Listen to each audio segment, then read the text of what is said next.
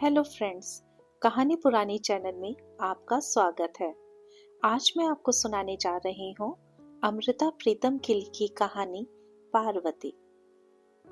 सुनील की माँ ने सुनील की शादी के लिए खतों की सूरत में जितने भी पैगाम आए थे और जिन 5 खतों के साथ 5 लड़कियों की तस्वीरें भी आई थी, वह सबको सुनील के आगे रख दिया। सुनील ने सरसरी नजर से वे सारे खत पढ़ लिए, सारी तस्वीरें देख लीं, तो माँ ने गौर से सुनील की ओर देखा। सुनील उसी तरह खाली खाली नजर से सामने दीवार की ओर देख रहा था, जैसे अपने से कुछ पूछने की जगह उन दीवारों से कुछ पूछ रहा हो। माँ ने 5 में से एक तस्वीर वाली लड़की अपने मन में चुन रखी थी, लेकिन वह सुनील के चुनाव की राह में नहीं आना चाहती थी, इसलिए इतनी देर तक चुप रही थी। लेकिन जब सुनील ने किसी के लिए भी हामी नहीं भरी, तो माँ ने अपनी पसंद वाली लड़की की तस्वीर बाकी तस्वीरों से अलग करके सुनील के सामने रख दी। सुनील ने तस्वीर की ओर नहीं, माँ की ओर देखा और कहा, मैं अपनी जात बिरादरी की पाबंदियां जानता हूँ कि इनमें से किसी के भी माँ बाप मुझे उस लड़की से बातें करने की इजाजत नहीं देंगे, लेकिन मेरी एक ही शर्त है, मैं किसी भी लड़की के लिए हाँ करने से पहले उससे बात करना चाहता हूँ। सो जिस लड़की के माँ बाप मेरी ये शर्त मान ले, मैं सिर्फ उसी से ही विवाह करूंगा, चाहे वह यह तस्वीर वाली लड़की हो या कोई और कुछ दिनों बाद माँ ने अपनी पसंद वाली लड़की के माँ बाप से सुनील की यह शर्त मनवा ली। शर्त मान ली गई थी, लेकिन यह शर्त मानकर माँ खुश नहीं थी, क्योंकि दूसरी ओर से शर्त की तरह नहीं बल्कि संकेत की तरह कहा गया था कि लड़की पढ़ी लिखी है। अगर सुनील को यह रिश्ता मंजूर हुआ तो रिश्ता जरूर होगा, लेकिन उसमें किसी भी तरह का कोई दहेज शामिल नहीं होगा। और माँ जिस लड़की के रिश्ते के लिए इतनी खुश थी, उसी से उदासीन हो गई थी। लेकिन सुनील की आंखें, जो पूरे 2 बरस से अपने कमरे की दीवारों की ओर खाली खाली नजरों से ताकती रहती थी, उस दीवार पर जैसे कोई परछाई सी हिलती हुई देखने लगी। और आखिर मुलाकात का समय आ गया। लड़की वालों के घर में ही पिछवाड़े की तरफ एक कच्चा कमरा था, नारियल के पेड़ों में छिपा हुआ सा, जिसे बिरादरी वालों की आंखों से बचाकर झाड़ पोंछ दिया गया था। लड़की को एक तख्त पर बिठा दिया था, शायद घर का कुछ सामान रखने के लिए वो तख्त था। वही झाड़ पोंछ कर लड़की के बैठने की जगह बना दिया गया था और सुनील के बैठने के लिए एक लकड़ी की कुर्सी का प्रबंध कर दिया गया था। सुनील जानता था कि इस समय उसे घर के अगले दरवाजे की ओर से स्वागत नहीं मिलेगा, उसे पीछे की ओर से ही जाना है। लेकिन यह बात उसकी मुलाकात के रास्ते में रुकावट नहीं हो सकती थी। सिर्फ मुलाकात की घड़ी में उसे एक बात अपनी गलती से लगी कि वह अपनी माँ से लड़की का नाम पूछना भूल गया था, और अपने ही अंगों में सिमट कर खड़ी हुई एक लड़की ने जब नमस्कार की सी मुद्रा में उसके आगे दोनों हाथ जोड़े, तो कुछ घबराकर सुनील के होठों से निकला, बैठिए देवी जी, जो भी आपका नाम है। लड़की ने एक नजर भरकर उसकी ओर देखा, लेकिन सुनील का ध्यान उसकी ओर नहीं था। वह कुर्सी की ओर उसको बैठने का इशारा करते हुए कुछ सिकुड़ी सी दीवार के पास तख्त पर बैठ गई। अब खामोशी को लड़की को नहीं तोड़ना था, इसलिए खामोशी कुछ लंबी हो गई। तो उसने फिर सुनील की ओर देखा और हैरान हुई कि उसकी नजर उसकी ओर नहीं थी। आज सवेरे माँ ने एक रंगीन किनारी वाली धोती उसे खास रूप से पहनाई थी, केसर के उपटन से उसे नहाने और संवरने के लिए कहा था, आंखों में काजल भी लगवाया था और हाथों में कांच की चूड़ियां भी। और उसे जैसे मालूम था कि आज उसका नख शिख तराजू पर तोला जाएगा। लेकिन वह हैरान हुई कि ब्याह का फैसला करने वाला जो खास शर्त रखकर आया था, वह एक नजर भी उसकी ओर नहीं देख रहा था। सुनील कुर्सी पर ऐसे बैठा हुआ था जैसे अपने ही ख्यालों में लिपटा हुआ हो, और जैसे सूरज की धूप अचानक कभी गहरी धुंध सी को चीर देती है। सुनील की आवाज चमक सी उठी, मैं कोई शिवजी नहीं हूँ, लेकिन एक त्रिशूल है जो सारी उम्र मैंने उठाना है। लड़की चौंक गई और सुनील के हाथों की ओर देखने लगी। सुनील भी उस समय अपने हाथों की ओर देख रहा था। बोला, जिसे भी मेरे साथ उम्र गुजारनी है, उसे मेरे साथ वह त्रिशूल भी उठाना पड़ेगा। मैं यही कहना चाहता था, इसलिए मिलने की शर्त रखी थी। लड़की अपने ही अंगों में जैसे सिकड़ी हुई थी, लेकिन उसे लगा उसके अंगों का तनाव कम हो रहा है। उसका संकोच अब उसके गिर्द उसकी धोती के कसे हुए पल्ले जैसा नहीं था। वह सुनील की ओर देखने लगी। सुनील की आंखें न लड़की की ओर देख रही थी, न किसी दीवार की ओर। वे जैसे दीवारों के पार दूर तक फैले हुए किसी शून्य में देख रही थी। वह बोला, जैसे किसी पहाड़ की चढ़ाई चढ़ते समय इर्द गिर्द के गड्ढे और गहरे होते जाते हैं, उसी तरह मैं जब बचपन से गुजरकर जवानी की चढ़ाई चढ़ने लगा, तो मुझे लगा कि मेरे दाएं बाएं के गड्ढे गहरे होते जा रहे हैं। मैं रोज सपने में डरता था कि अब किसी पहाड़ के पत्थर पर से मेरा पैर फिसल जाएगा और मैं गहरे गड्ढे में गिर जाऊंगा। एमए कर रहा था जब घर में माँ ने मेरे ब्याह की बात चला दी थी। ना जाने इस बात में क्या राज था। मुझे रोज रात के समय एक भय सा लगने लगा।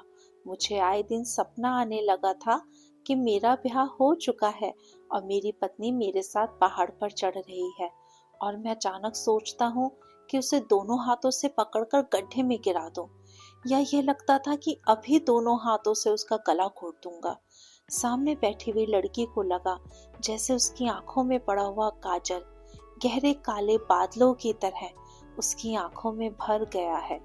लेकिन सुनील का ध्यान लड़की की ओर नहीं था। वह अपने ध्यान में खोया कहे जा रहा था।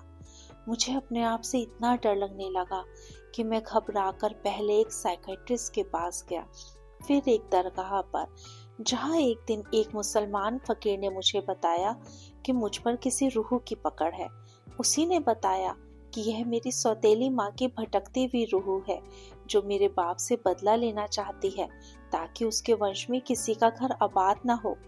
तब तक मुझे ये बात मालूम नहीं थी कि मेरे पिता की कोई पहली पत्नी भी थी, जिसे उसने छोड़ दिया था। यह बात मैंने पहली बार उस मुसलमान फकीर से सुनी। घर आकर पहले माँ से पूछा, फिर सीधे पिता से ही मालूम हुआ कि यह बात सच थी। मेरे पिता ने अपनी पहली पत्नी और दोनों बच्चों को छोड़ दिया था। वह औरत और वे बच्चे अब कहाँ थे, मेरे पिता मुझे कुछ नहीं बता सके। मैंने उस दरगाह पर जाकर फिर उस फकीर को ढूंढना चाहा, लेकिन वह मुझे नहीं मिला। फिर किसी ने मुझे एक महापंडित के बारे में बताया। मैं उसके पास गया, लेकिन उसने सिर्फ इतना कहा कि तुम्हारी सौतेली माँ अब जीवित नहीं है, अब वह भटकती हुई आत्मा बनकर तुम्हें परेशान कर रही है। उसकी मौत पर विधिवत क्रियाक्रम नहीं हुआ होगा, इसलिए उसकी आत्मा भटक रही है। तुम हरिद्वार जाकर उसके नाम पर विधिवत क्रिया कर्म करो। मैंने घर में यह बात माँ को भी नहीं बताई, पिता को भी नहीं, और हरिद्वार जाकर उसके नाम पर दान पुण्य भी किया, क्रिया कर्म भी किया। लेकिन कुछ दिनों बाद मेरे नाम एक चिट्ठी आई, जो मेरी सौतेली बहन की लिखी हुई थी कि अब माँ भी नहीं रही, मेरा भाई पहले ही मर गया था, मैं अकेली हूँ और अब तुम्हारे सिवा मेरा कोई नहीं है। आखिर मैं तुम्हारी बहन हूँ, तुम मुझसे मिलते क्यों नहीं? वही पंडित जिसने क्रिया कर्म करवाने के लिए कहा था कहने लगा कि तुम्हारी बहन की यह चिट्ठी जरूर उसी क्रियाकर्म का असर है। तुम्हारी सौतेली माँ की भटकती हुई आत्मा ने जरूर उसे प्रेरणा दी होगी तुम्हें चिट्ठी लिखने की। मैं अपने माँ बाप की चोरी से उस चिट्ठी में लिखे पते पर गया और अपनी बहन को ढूंढ लिया। वह मुझे गले लगाकर बहुत रोई। उसी ने मुझे बताया कि अपनी माँ की मौत के बाद वह अपने बाप के घर आई थी, लेकिन बाप ने उसे सहारा नहीं दिया। मेरी माँ ने भी सवेरे की आई हुई लड़की को सिर्फ खाना खिलाकर दोपहर को कह दिया कि अब वह जा सकती है। मेरी वह बहन मुझसे उम्र में बहुत बड़ी है। जैसे तैसे करके उसके गरीब मामा ने उसका ब्याह कर दिया था। उसका पति अच्छा है, इसीलिए उसका घर बस गया है। उसे सिर्फ एक दुख था कि उसके पिता ने कभी उसका हाल नहीं पूछा। और फिर उसे एक सपना बार बार आने लगा था जिसमें उसे अपने मरे हुए भाई की शक्ल दिखाई देती थी। यही भाई का वियोग था जिसने एक दिन उससे मुझे चिट्ठी लिखवा दी थी। सुनील जब यह सब कुछ बता रहा था, उसके सामने लकड़ी के तख्त पर बैठी हुई लड़की को लगा जैसे उसकी आंखों का काजल जो गहरे काले बादलों की तरह उसकी आंखों में फैल गया था, अब उन बादलों में से उसे कुछ रोशनी दिखाई देने लगी है। वह तख्त पर थोड़ा सा आगे को सरक कर सुनील की कुर्सी के पास हो गई। सुनील कह रहा था, मुझे वह दिन पता नहीं है जब मेरी बहन अपने टूटे हुए रिश्ते को जोड़ने के लिए हमारे घर आई थी, हमारे नहीं अपने घर आई थी, और उसे किसी ने उसका रिश्ता नहीं लौटाया था। जिस दिन मुझे इस बात का पता लगा, मेरा अपने घर से रिश्ता टूट सा गया। अब मेरा रिश्ता सिर्फ मेरी उस बहन से है और किसी से नहीं। मैं भी माँ बाप के घर में रहता हूँ, लेकिन यह उनके पास रहने वाली बात मैं ज्यादा दिन नहीं निभा सकता। उन्हें बिल्कुल मालूम नहीं है कि मैं दफ्तर की छुट्टियों में जब बाहर जाता हूँ तो कहाँ जाता हूँ। मैं अपनी बहन के पास जाकर कई दिन रहता हूँ। मेरी तनख्वाह का कुछ हिस्सा हर महीने मेरी बहन के पास जाता है। वह सुखी है, लेकिन वे लोग बहुत गरीब हैं। सुनील के सामने बैठी हुई लड़की के गिर्द जो रंगीन किनारी वाली धोती थी, लड़की को लगा उस किनारी के रंग सारी धोती पर फैलते जा रहे हैं। उसे लगा जो भेद उस लड़के ने आज तक अपने सगे माता पिता से भी नहीं बांटा था, आज अचानक अजनबी लड़की से बांटने आ गया था। सुनील कह रहा था, यही त्रिशूल है। दरगाह वाले पीर के कहने के मुताबिक मेरी अजीब बेचैनी इसलिए थी कि मुझ पर एक भटकती हुई रूह की पकड़ थी, और मेरी उस बहन के मुताबिक यह उसके मरे हुए भाई की रूह थी जिसने मेरी सूरत में दोबारा जन्म लिया है, और मेरे मुताबिक यह मेरे पिता का गुनाह है जिसने पछतावे की सूरत में उसके अपने घर में जन्म ले लिया है। सामने बैठी हुई लड़की ने अचानक तख्ते से उठकर सुनील के पैर छू लिए और सिर झुकाकर उसके सामने खड़ी हो गई। उसके होठों से बहुत धीरे से लेकिन पुख्ता आवाज में निकला, मैं ये त्रिशूल उठा सकती हूँ। सुनील कितनी ही देर तक चुपचाप उस लड़की की ओर देखता रहा, फिर बोला, देवी, अभी तक तुम्हारा नाम भी नहीं पूछ सका। मेरा नाम पार्वती है। लड़की धीरे से हंस दी और बोली, आज तक कुछ और नाम था, आज से मेरा नाम पार्वती है। ये कहानी आपको कैसी लगी कमेंट के माध्यम से अवश्य बताएं, और ऐसी ही अन्य कहानियों को सुनने के लिए मेरे चैनल कहानी पुरानी को फॉलो करें। धन्यवाद।